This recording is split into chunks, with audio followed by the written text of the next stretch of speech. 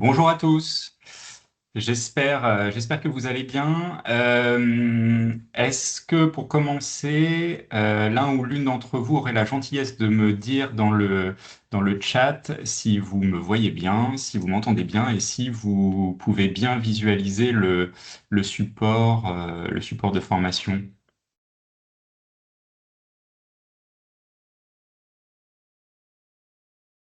Eh ben, c'est parfait. Merci pour vos retours.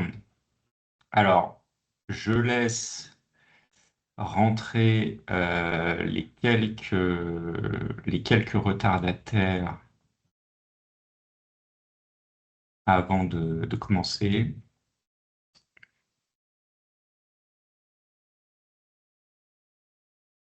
De toute façon, pour ceux voilà, qui n'ont pas pu assister au webinar, hein, ils auront la possibilité de le voir en replay.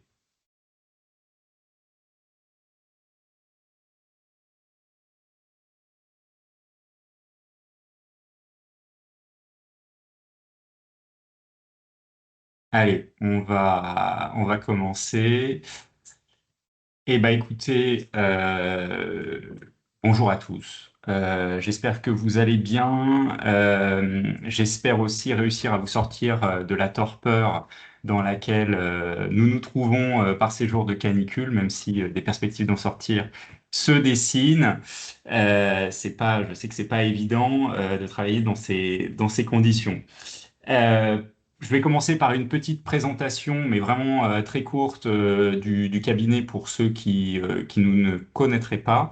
Je suis Steven Théalier, j'exerce au barreau de Paris donc en qualité d'avocat et je suis spécialisé en droit social. Je suis associé du cabinet Voxus avec mon associé Florian Carrière.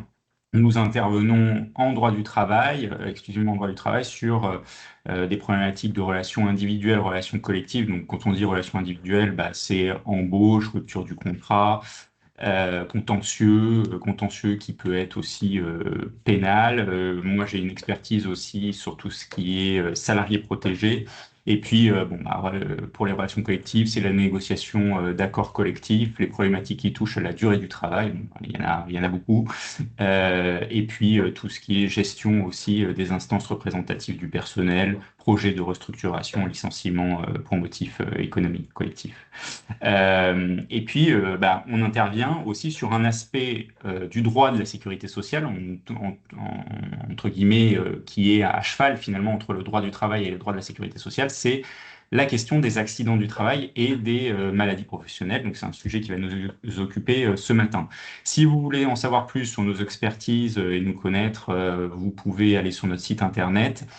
Vous pouvez aussi vous abonner à notre newsletter Vox News qui paraît tous les 15 jours, qui est un condensé d'actualités sociales avec voilà, les dernières actualités légales, réglementaires, jurisprudentielles qui nous apparaissent très importantes et puis un conseil pratique, souvent un retour d'expérience d'un dossier.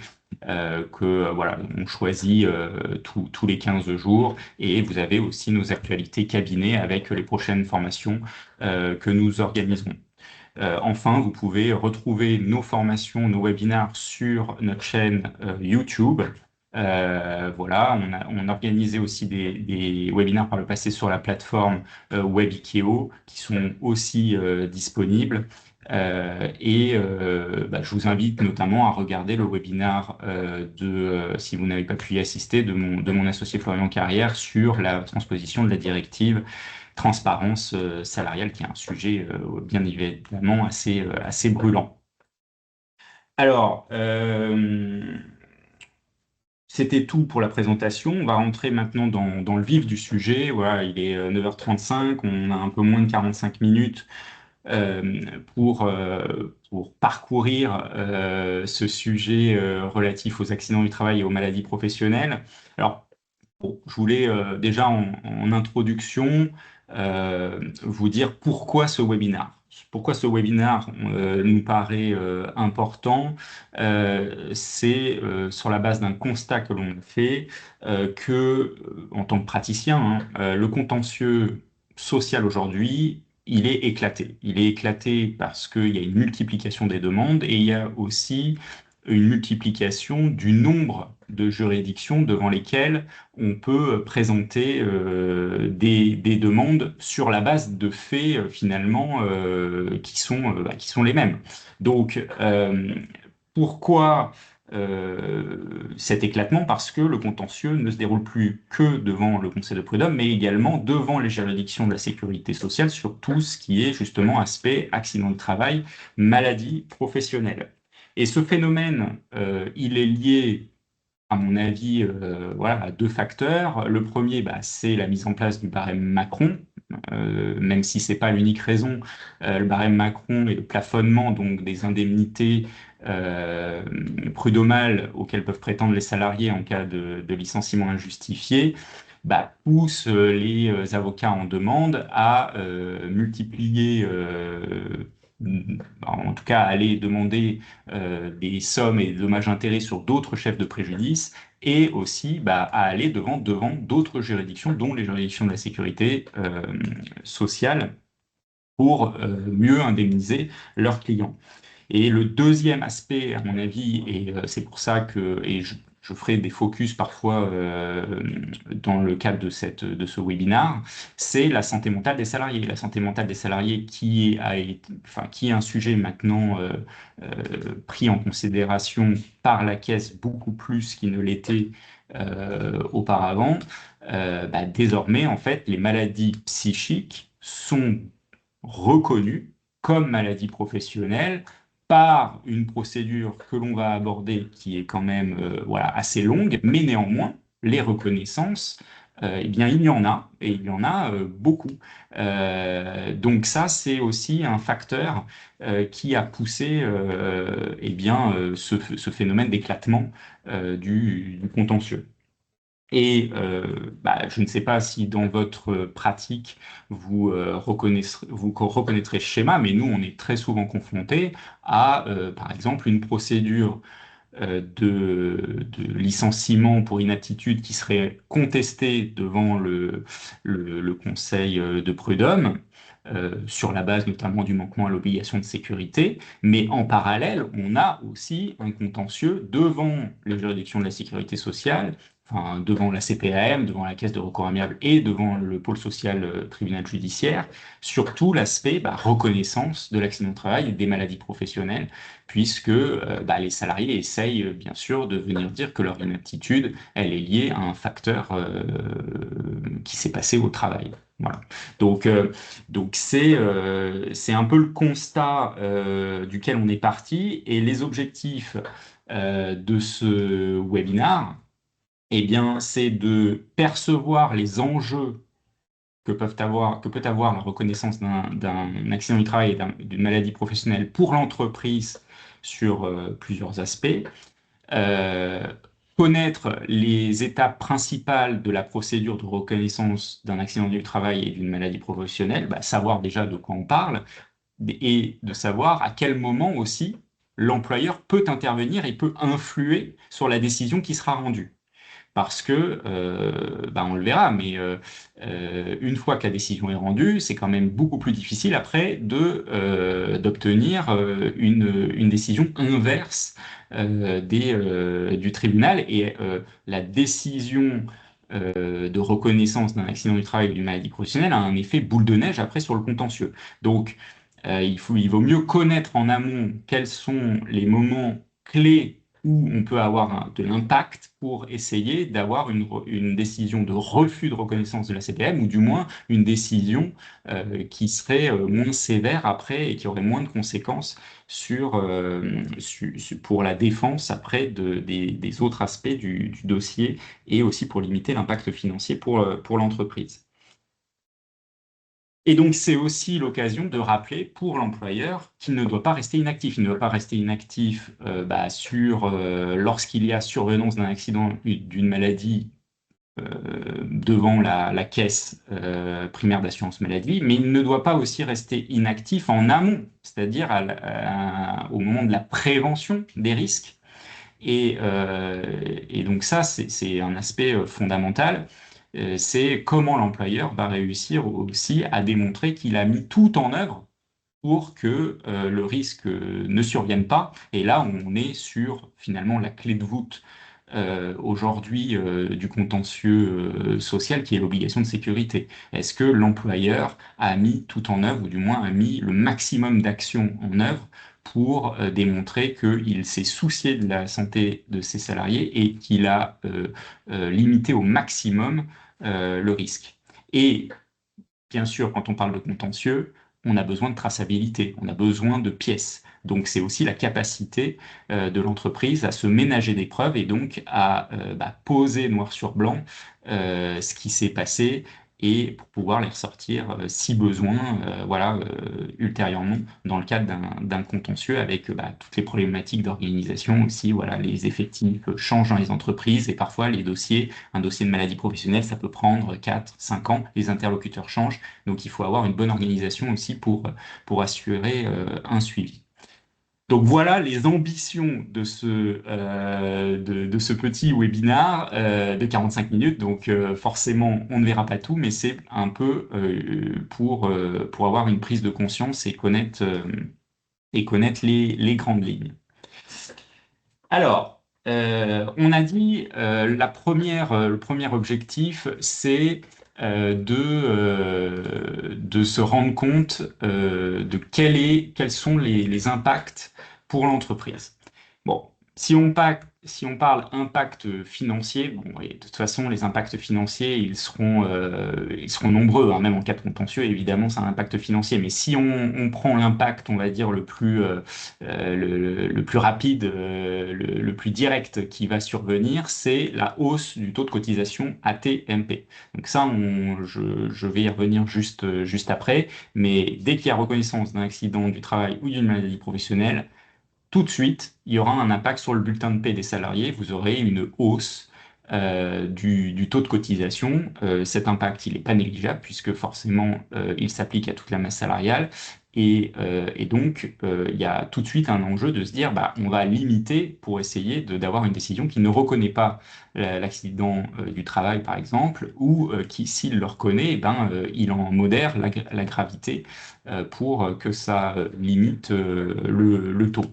Il y a des coûts qui sont, on va dire, plus ou moins directs, indirects, mais si qui dit reconnaissance d'un accident du travail et d'une maladie professionnelle dit aussi que votre convention collective peut prévoir un maintien de salaire qui est plus avantageux pour le salarié que dans le cas d'une maladie simple, donc, et auquel devra contribuer l'employeur. Donc là, il y aura un coût de devoir maintenir un salaire alors que le salarié n'est pas présent, qui doit être remplacé. Donc ça augmente forcément voilà, les coûts. Et ça, ce maintien de salaire, alors forcément, l'employeur peut y contribuer seul ou bien avec l'organisme de prévoyance. Mais dans tous les cas, il y aura très souvent un impact financier pour l'entreprise dans ce cadre-là. Bon, après, l'impact indirect, c'est aussi des organisations du service voilà, qui peut entraîner d'autres, je ne sais pas moi, des retards de livraison, etc., etc. Donc, toute la chaîne d'une absence voilà, auquel peut survenir l'absence d'un salarié. Le risque contentieux, s'il y a reconnaissance, il va falloir aller défendre la position de l'entreprise devant la caisse. En tout cas, dès qu'il y a déclaration d'une maladie ou d'un accident. Donc ça aussi, c'est du temps, c'est chronophage, mais c'est aussi, on l'a vu, le moyen de limiter la casse. Et puis après, il y a le contentieux devant la juridiction qui est spécialisée dans ce type de contentieux. Donc c'est le pôle social du tribunal judiciaire. Avant, c'était le TAS. Maintenant, c'est tout regroupé au sein du tribunal judiciaire. Et là aussi, c'est un contentieux qui est souvent très long et qu'il faut avoir à l'esprit et qui aura des incidences sur d'autres contentieux, notamment le contentieux prud'homal. Et le troisième risque contentieux, c'est l'action en faute inexcusable, en reconnaissance de faute inexcusable. Là, j'en reviendrai plus tard pour vous en parler si vous n'êtes pas à l'aise avec cette notion.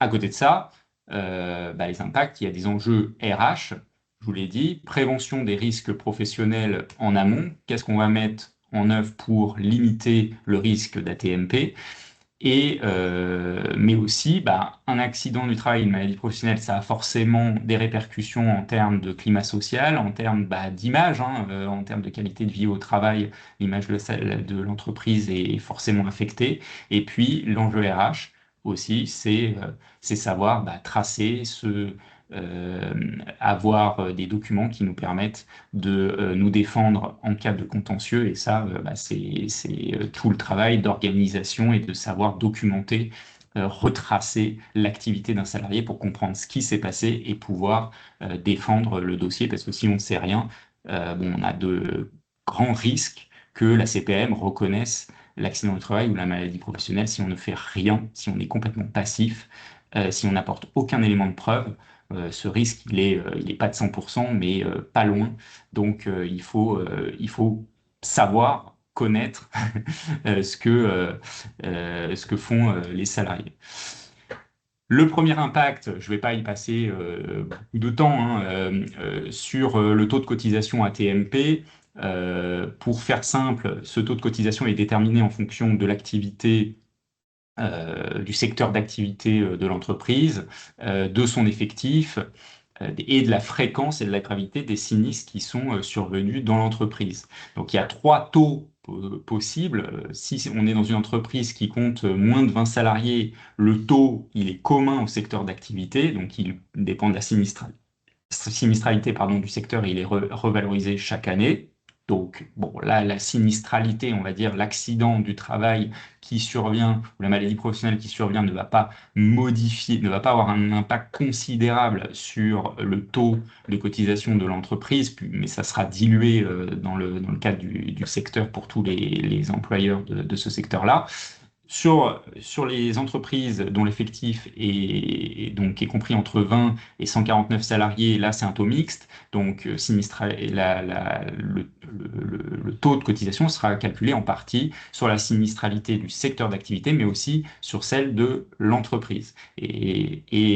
Enfin, on a un dernier taux pour les entreprises dont l'effectif est égal ou supérieur à 150 salariés, pardon. Le taux, il est calculé exclusivement en fonction de la sinistralité de l'entreprise sur les 3 années qui précèdent. Donc là, pour le coup, il y aura un véritable enjeu pour l'employeur de mettre en œuvre des actions pour limiter l'impact, la survenance ou l'impact des AT-MP sur le taux de cotisation.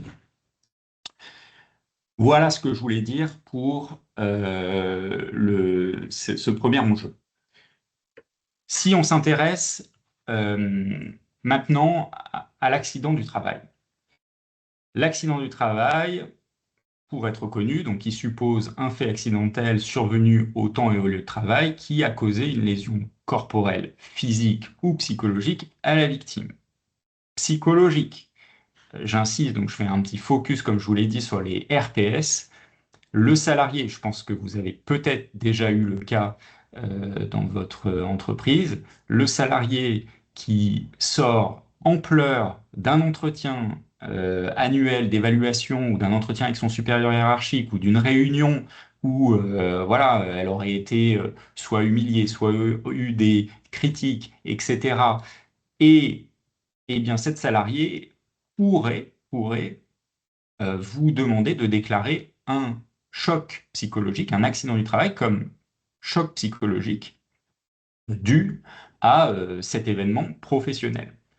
Alors ça paraît pas comme ça évident de prime abord, mais pour autant la caisse reconnaît en accident du travail, voilà, des salariés qui sortiraient en pleurs ou bien qui, après avoir reçu une remarque ou avoir subi une agression d'un client ou d'un collègue, s'effondreraient brutalement et seraient voilà, arrêtés par leur médecin et viendraient et bien dire que cet événement qui est soudain, c'est la différence avec la maladie professionnelle, l'accident du travail c'est un événement qui est soudain, donc le fait d'avoir une parole, pendant un entretien ou que sais-je, ça peut caractériser ce fait soudain, et bien viendrait déclarer ce choc psychologique. Et j'ai eu bien sûr à connaître de tels dossiers.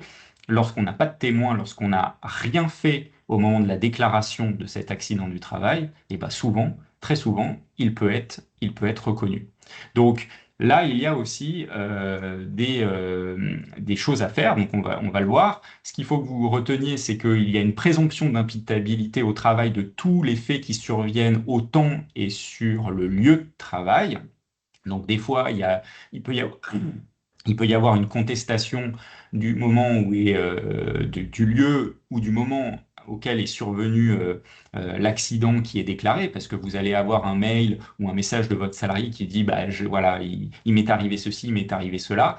Bon, il va falloir vérifier si véritablement la lésion résulte d'un événement lié au travail pendant son temps de travail sur le lieu de travail. Ça peut être finalement, il peut très bien déclarer quelque chose qui s'est produit chez lui. Donc là, il faut aussi prendre avec recul la demande qui est faite. Parfois, c'est l'employeur lui-même qui est témoin de ce qui est arrivé. Bon, là, il n'y a pas de débat sur les circonstances ou on va dire le lieu et l'horaire, mais faut être vigilant à ça, et donc il faut pouvoir être en mesure de discuter. Les difficultés qui sont souvent rencontrées, clairement, c'est la difficulté parfois de faire la part des choses entre le lien avec le travail ou bien un état préexistant qui serait lié à une cause complètement extra-professionnelle.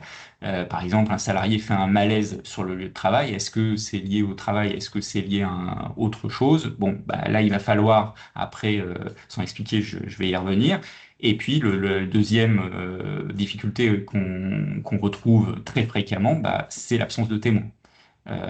Et donc là, il y a une difficulté à vérifier la matérialité des faits. Sur la déclaration d'accident du travail, l'employeur, il n'a pas le choix. S'il a connaissance d'un accident, il a 48 heures pour le déclarer à la caisse primaire d'assurance maladie. Ce n'est pas à lui de prendre l'initiative de ne pas déclarer l'accident parce qu'il estime qu'il n'y a pas eu d'accident de travail. Il y a une obligation dès que vous avez l'information du salarié, d'un membre du CSE ou voilà d'un salarié qui vous dit j'ai un collègue qui a été victime de tel accident ou de la victime elle-même, vous n'avez pas le choix en tant qu'employeur, il faut déclarer cet accident. Cette déclaration, elle se fait généralement en ligne sur le site Net Entreprise. Et, et ce n'est qu'après que l'on pourra émettre ce qu'on appelle des réserves. Donc ça sera ma prochaine slide. Donc à ce stade de la déclaration, il faut déjà il faut être précis dans les circonstances de temps et de lieu et ne pas se contredire aussi par la suite entre la déclaration que l'on a fait et puis ensuite les pièces que l'on produira. Euh, et donc, tout l'enjeu à ce stade, c'est qu'il ne faut pas prendre cette déclaration d'accident de travail à la légère. Il faut vraiment essayer de comprendre qu'est-ce qui s'est passé, essayer d'aller chercher des témoins, formaliser les comptes rendus des témoins. Il faut, voilà, si vous avez de la vidéosurveillance, il faut pouvoir mobiliser ces vidéosurveillances pour voir comment est survenu l'accident. Il ne faut pas juste déclarer et se dire on verra après. Voilà, il faut réfléchir, prendre le temps de peser les mots qu'on va mettre dans cette déclaration pour ensuite pouvoir la défendre. Et défendre quoi? De dire que potentiellement, il y a eu une cause étrangère au travail, ou bien le salarié a aussi eu à jouer un rôle dans l'accident qui lui est arrivé. Donc voilà, il faut vraiment, la chose à retenir, c'est ne pas prendre cette déclaration à la légère et bien prendre le temps de comprendre ce qui s'est passé, et ça va très vite puisqu'on a 48 heures. Euh, Les réserves, c'est là où tout se passe. On peut les faire, donc on a un délai de 10 jours francs après la déclaration pour émettre des réserves. Et là, c'est en fonction de l'enquête qui a été menée, eh bien, c'est pouvoir contester le caractère professionnel de l'accident par les circonstances de temps, de lieu, ou la mention d'une cause totalement étrangère dont vous avez connaissance. Simplement dire qu'il n'y a pas eu de témoin, ça, c'est pas suffisamment précis. Il faut que ça soit des réserves qui soient précises. Et donc circonstanciées, il faut vraiment émettre des réserves qui sont propres au fait qui est arrivé au salarié. Il ne faut pas éviter des formules stéréotypées que vous reprendriez dans tous les cas d'accident, juste pour essayer de déclencher une enquête. Puisque finalement, qu'est-ce qu'on recherche par rapport à ces réserves? C'est après déclencher des investigations de la CPM qui conduira la caisse à ne pas reconnaître l'accident du travail, ou ne pas prendre en charge, en tout cas, l'accident qui a été déclaré au titre de la législation des maladies professionnelles et des accidents du travail. Donc, sur la procédure d'instruction par la caisse, il y a un délai de 30 jours francs s'il n'y a pas de réserve ou si la caisse ne met pas en œuvre des investigations complémentaires. La caisse prend sa décision dans un délai de 30 jours euh, pour savoir si effectivement elle décide que l'accident a une origine professionnelle.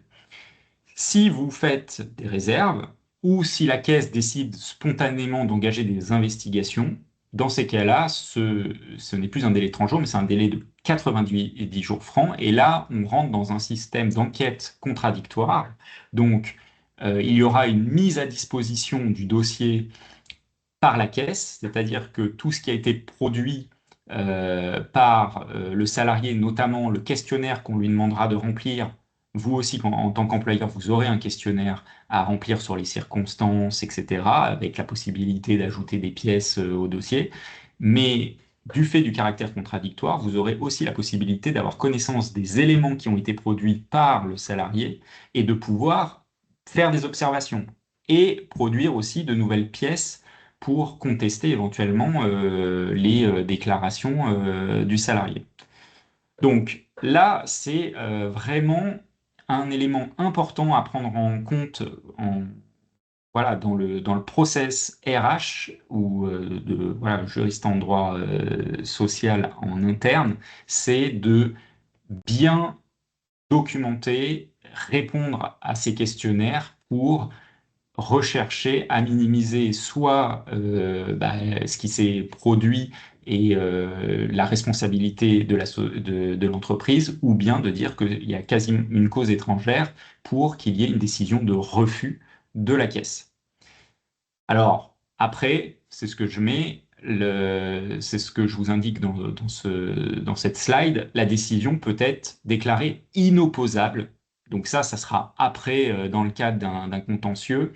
Euh, on va dire qu'il y a le fond du dossier, est-ce qu'il y a accident du travail ou pas, mais si la caisse manque à ses obligations en termes de contradictoire, l'employeur pourra faire que la décision qui sera acquise pour le salarié, s'il y a reconnaissance de toute façon, elle est tout le temps acquise par le salarié, eh bien, il pourra quand même la faire déclarer inopposable à son égard. Et donc, quelle est la principale conséquence de l'inopposabilité de la décision pour l'employeur? Eh ben, c'est le fait qu'il n'aura pas une augmentation de son taux ATMP. Donc, il y aura quand même des arguments à faire valoir ensuite dans le contentieux si la caisse n'a pas, par exemple, mis à disposition le dossier pour l'employeur et que l'employeur n'a pas pu faire valoir d'observation dans un certain délai avant la prise de décision de la caisse, eh bien, il y aura la possibilité de la faire déclarer inopposable. Donc ça, c'était pour le volet accident du travail, qui peut donc contenir un volet relatif aux maladies, enfin à un choc psychique, une liaison psychique.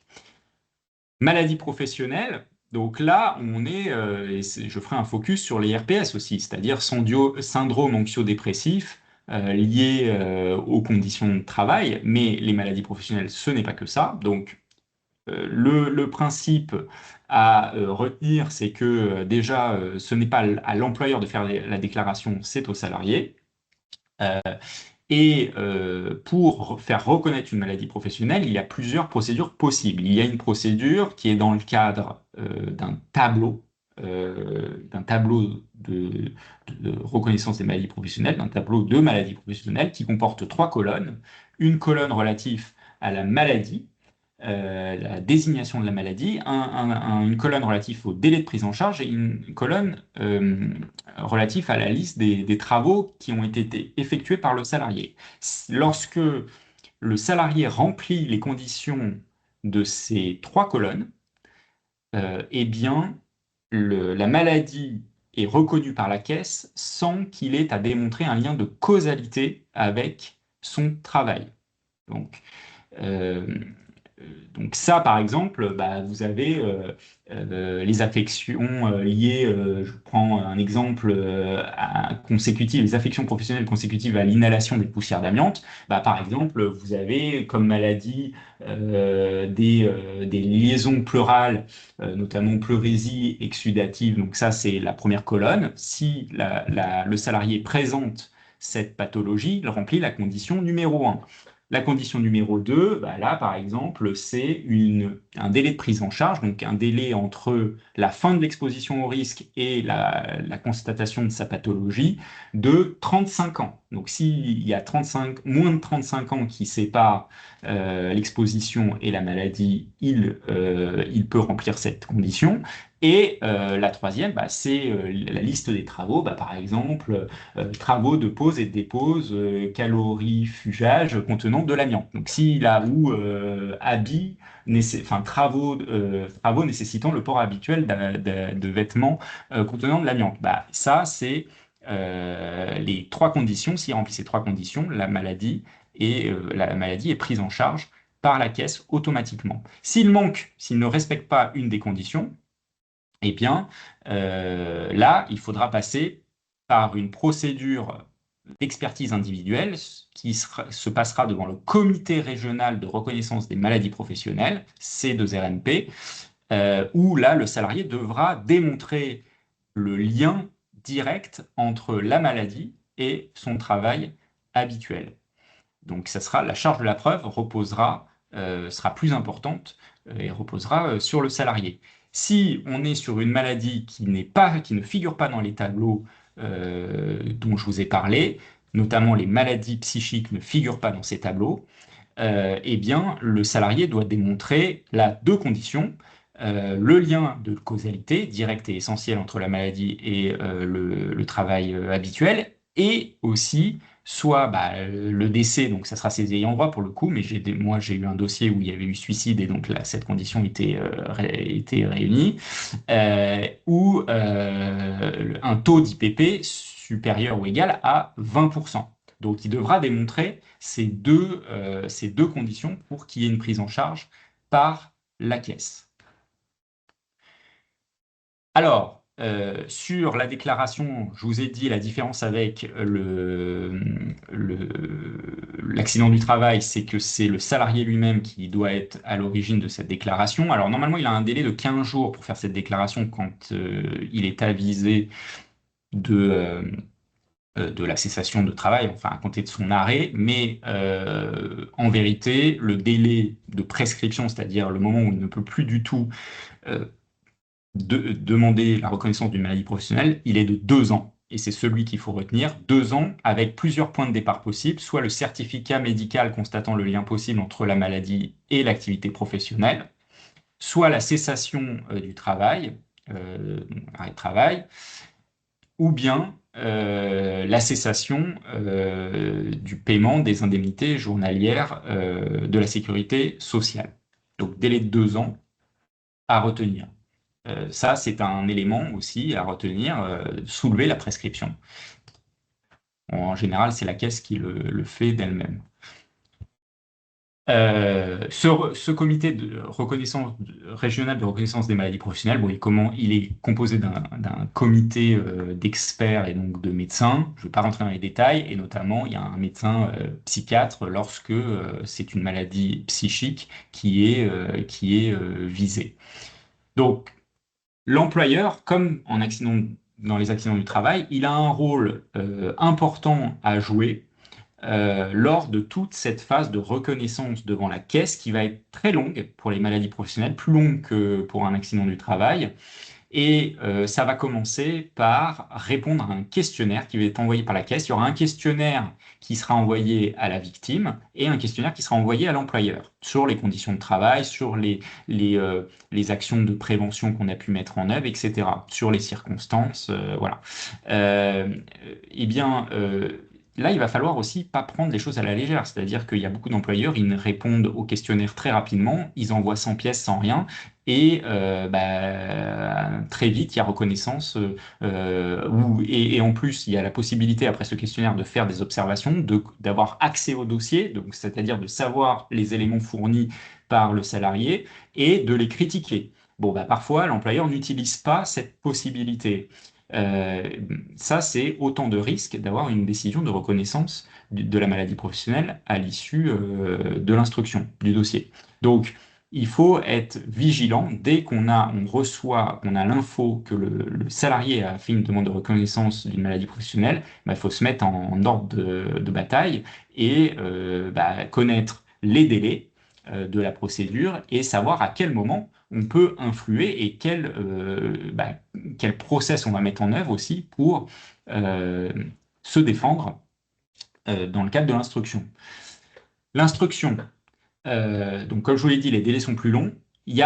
Ce qu'il faut retenir, c'est qu'il y a deux délais de 120 jours francs. Il y a un premier délai où la caisse peut reconnaître le caractère professionnel. Généralement, c'est ce qui se passe lorsque les trois conditions du tableau sont remplies. J'ai envie de dire, là, l'employeur a un rôle quand même assez limité si les trois conditions sont remplies, sauf à dire que il y a une période d'exposition qui s'est passée chez un autre employeur.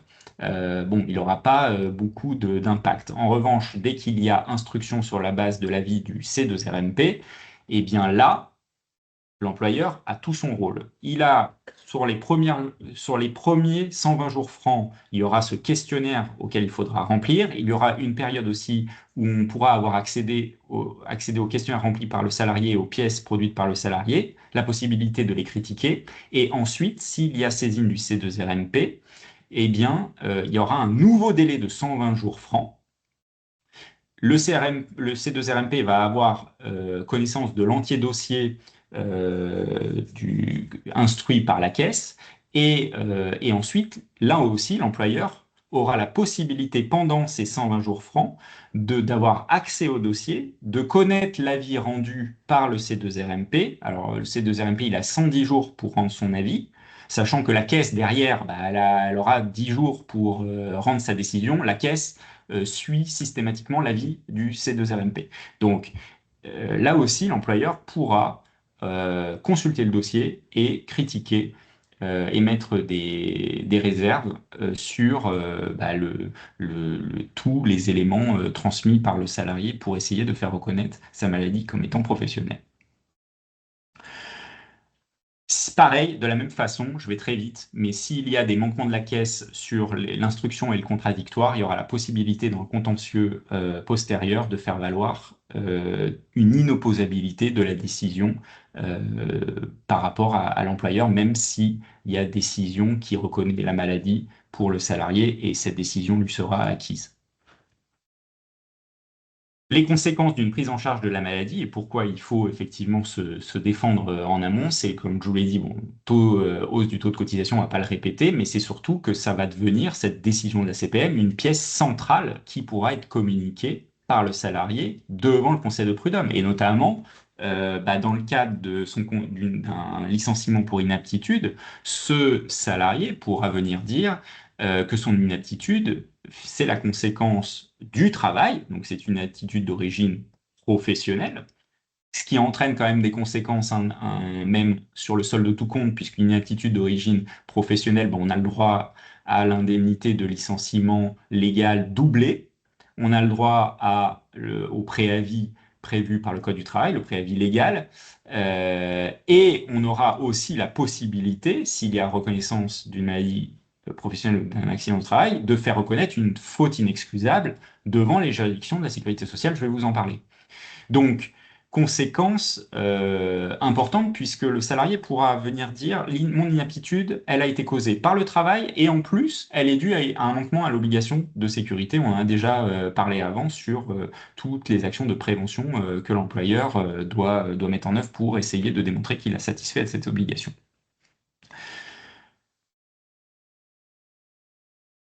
Le contentieux de la décision, j'avance très vite parce que voilà, on n'a pas beaucoup de temps. Sur le contentieux derrière de cette décision, une fois il y a reconnaissance, ce n'est pas complètement fini. Je vous ai dit, ça sera difficile d'inverser le cours de ce qu'a décidé la Caisse, mais ce n'est pas impossible. Il y a une première étape qui est la saisine de la commission de recours amiable, qui est, on va dire, un préalable inévitable, donc qui doit être saisi dans les 2 mois suivant la décision de la Caisse. Mais bon, comme c'est un organe interne à la Caisse, c'est très souvent, il ne contredit pas la décision qui a été retenue en premier lieu. Donc la deuxième étape, qui va être importante, c'est d'aller devant le tribunal judiciaire, le pôle social, pour contester la décision de la Caisse et de la CRA, et essayer de faire reconnaître soit l'inopposabilité de la décision, c'est déjà pas mal, et ensuite de contester même l'origine professionnelle de la maladie ou de l'accident qui a été déclaré. Si on est dans le cadre d'une maladie professionnelle qui a nécessité une première saisine, enfin un avis d'un C2RMP, dans ces cas-là, donc c'est une petite précision, le pôle social doit d'abord désigner un deuxième C2RMP qui rend lui-même un avis et ensuite le tribunal rendra lui-même sa décision. C'est pour ça que devant les juridictions, notamment à Paris, on est sur des délais de 4 ans parce que les C2RMP sont complètement engorgés. Donc on est sur des contentieux qui sont extrêmement longs. Et en attendant, le Conseil de prud'homme, il y a certains avocats en défense qui font des demandes de sursis à statuer de la décision la décision du Conseil de prud'homme en attente de la décision du pôle social, puisque forcément, comme le salarié veut se prévaloir de la décision de reconnaissance, on dit que cette décision, elle n'est pas totalement, on va dire, acquise pour l'employeur, puisqu'il y a un contentieux en cours devant le tribunal judiciaire pôle social. La faute inexcusable, donc ça, c'est, on va dire, l'effet un peu qui se coule de malheureusement la reconnaissance d'un ATMP, c'est que le salarié pourra saisir encore une fois les juridictions de la sécurité sociale pour faire reconnaître la faute inexcusable qui est en fait définie comme le fait que l'employeur avait ou aurait dû avoir conscience du risque auquel le salarié était exposé et qui n'a pas pris les mesures nécessaires pour préserver ce salarié. Donc il y aura à la fois la connaissance, est-ce que le salarié a émis des alertes? Est-ce qu'il y avait une alerte du CSE? Est-ce qu'il y avait une alerte du salarié dans ses entretiens annuels d'évaluation comme quoi que ça n'allait pas, qu'il était en surcharge, par exemple avant qu'un burn-out ne précède? Est-ce qu'il avait indiqué qu'il n'en pouvait plus, qu'il n'arrivait plus à s'organiser, etc., qu'il y avait trop de travail, bon, bref. Vous voyez où je veux en venir. Et après, la deuxième partie, c'est l'obligation de sécurité. Est-ce que l'employeur, il a mis en œuvre des choses pour limiter le risque que le salarié fasse un burn-out? Donc ça, cette faute inexcusable, c'est quoi l'intérêt pour le salarié? C'est que ça permet d'obtenir une majoration de la rente AT-MP s'il a une rente AT-MP et d'obtenir la réparation de préjudices autres que ceux qui sont couverts par le versement, on va dire, des IJSS par la Caisse. Et aussi, la conséquence de la faute inexcusable, heureusement l'employeur est assuré contre, c'est que toutes les indemnités versées par la caisse doivent être remboursées par l'employeur à la caisse. Donc toutes les indemnités versées aux salariés par la caisse, c'est l'employeur qui doit les supporter, donc sur des années, hein. Donc ça représente bon, parfois des millions d'euros, et ça, ou des centaines de milliers d'euros au moins, on va dire. Bon, heureusement, l'employeur est assuré, encore faut-il qu'il fasse une déclaration de sinistre. Et parfois, il y a des employeurs qui ont oublié de la faire, cette déclaration de sinistre. Et l'assureur ne veut pas prendre en charge derrière les conséquences de la reconnaissance d'une faute inexcusable. Alors, quand il y a reconnaissance de la maladie professionnelle, reconnaissance de la faute inexcusable, autant dire que derrière, le contentieux prud'homal, bah, ça se présente pas bien. Donc, c'est pour ça que il y a un effet boule de neige sur l'accident du travail et la maladie professionnelle qu'on peut endiguer lorsque on maîtrise la procédure en avant de reconnaissance. Donc les bonnes pratiques, je vais en terminer ici, hein. Je sais que j'ai consommé tout le temps qui m'était imparti. Bah, c'est encore une fois de pas prendre ces événements à la légère en interne, savoir réagir, aller chercher les témoins, comprendre ce qui s'est passé, euh, mener une enquête, se ménager des preuves, tracer, faire des comptes rendus des différents témoins, voilà, figer, en tout cas conserver des vidéos s'il y en a, de la vidéo protection, etc. Et aussi, ça veut dire avoir une organisation, comme je vous dis, c'est des procédures qui sont très longues, des contentieux très longs, avoir une organisation en interne qui permette un suivi du dossier et avoir des personnes qui sont à l'aise au sein des RH pour maîtriser ces procédures.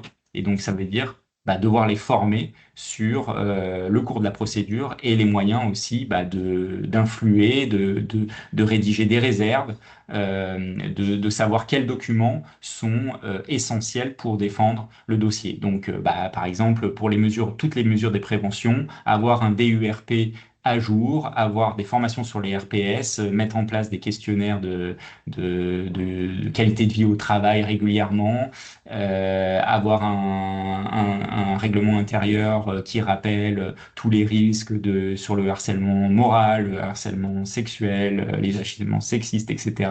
Avoir, on va dire, tout un socle de prévention aussi des RPS et Alors, j'ai fait focus sur les RPS, mais c'est aussi tous les risques physiques liés à l'activité de l'entreprise, hein.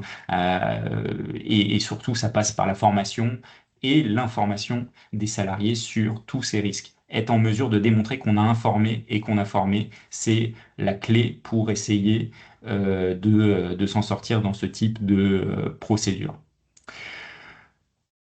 Donc, voilà, c'est le mot de la fin.